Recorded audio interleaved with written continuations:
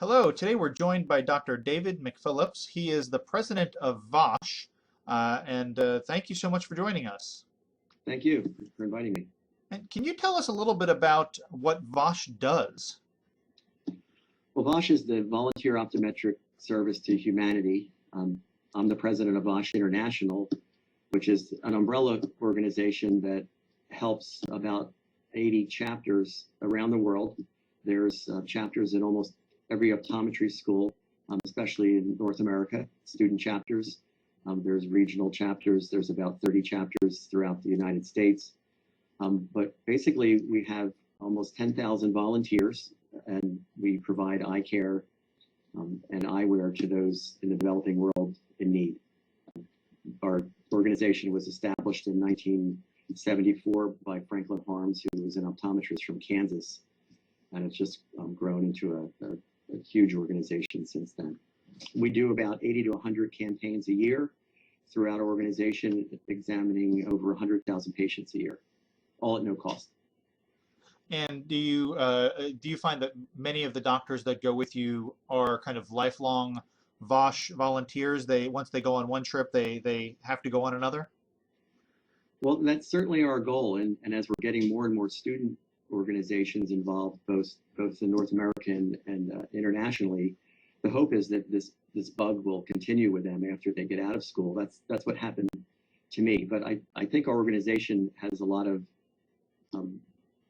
probably more senior experienced ODs too, but we have a lot of younger ones. You know, obviously it's hard these days with tuition being high, loan payments being high, raising a family, trying to prioritize your practice, your family, and your humanity as well. But I think one of the things we try to do to educate students is that you can do all that because the cost isn't that significant really to take a trip a year. And what is the relationship between VOSH and SVOSH, the student organization? Well, we're kind of the father to the child, you could say. We help student chapters establish, help them with their membership. They go through a protocol to become a member. There are certain requirements with membership and officers and being a 501c3, nonprofit organization, whether that's through their school or individually. We help them with any material needs they need. Most of those chapters, though, are pretty independent as far as raising funds and materials. So we're really just there if they need any guidance. Our chapters that are regional or state chapters will offer to any students, if they'd like to participate. On our website, we have a listing of all of our missions that are around the world, and if it fits in with their schedule, then they are free to contact team leaders.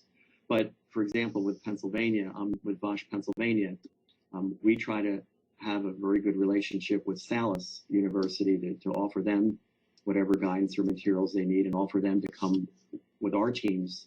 Our teams go to Haiti most often, and their teams have been doing the same thing. So it's a great relationship. Wonderful.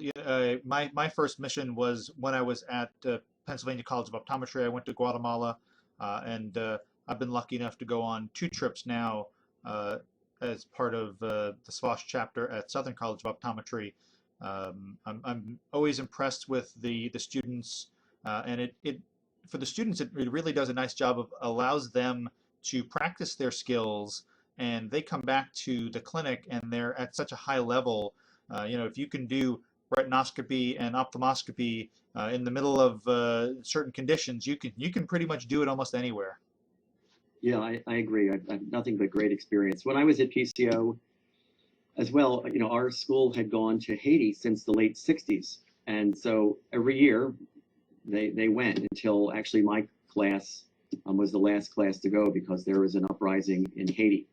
But we knew where we were going, what we needed to do, what supplies we needed to do. And when I got out of school, I thought, especially with so many PCO graduates, that everybody was doing this, and that I would just latch on to a chapter in Pennsylvania or somewhere and continue doing that. And because I had the bug, I just really enjoyed the whole experience. I got to go 2 years as a team leader. But I found that there wasn't a chapter in Pennsylvania and everyone wasn't doing it. So a colleague of mine and I started the VOSH Pennsylvania chapter back in the early 90s. And it's grown to be, I think, one of the best chapters as far as activities. And, one of the things we're trying to teach to our membership too, and existing chapters, is supporting sustainability. It's really not enough to go to a place for a week and see a couple thousand people and then go somewhere else the following year and somewhere else the following year, because even though that make you feel good, what happens to that child who loses that -5 pair of glasses, or that pink eye that you treated that never got better?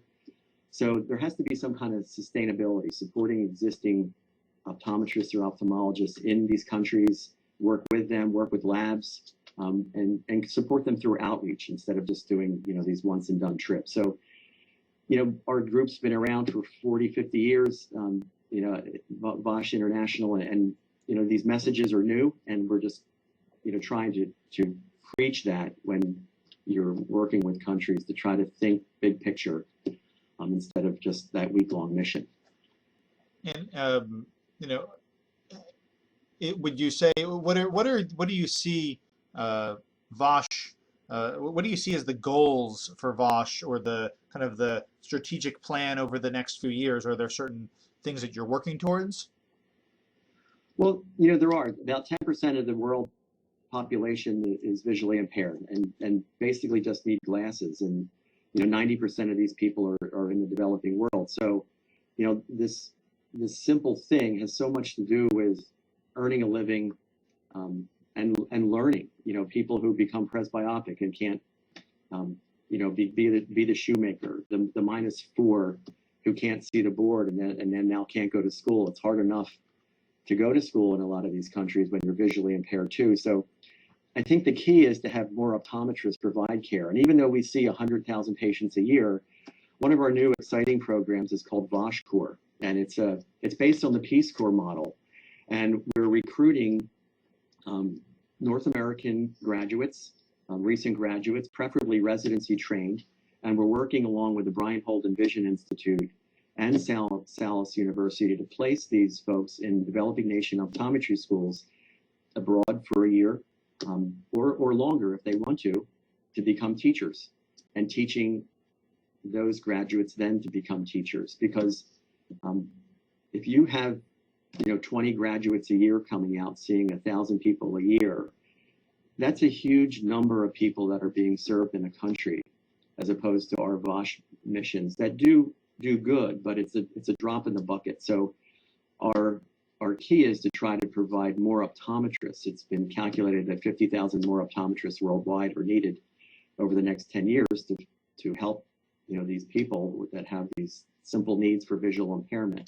So that's the VOSH Corps program is excellent, and Salus is teaming with us to provide a master's in public health at a 50% discount on tuition, because those are the future leaders really in global eye care. There's people who do have expertise, that master's level of understanding, and then can teach that to other people.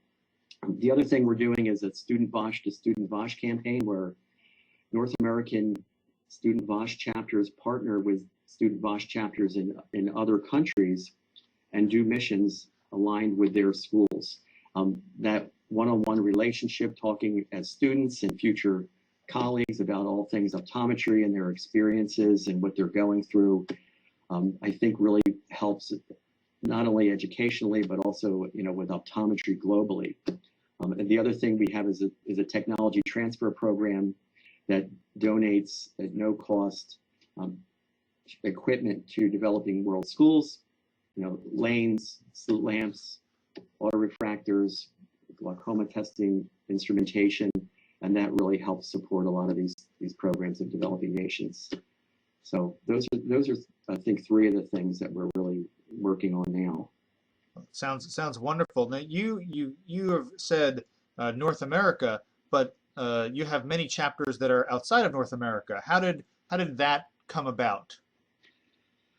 I think because the education in North America, especially as far as residency programs being available, and those are our goals for the VOSH Corps program, if it's possible, I think there's more of guidelines with universal education through different organizations that monitor that.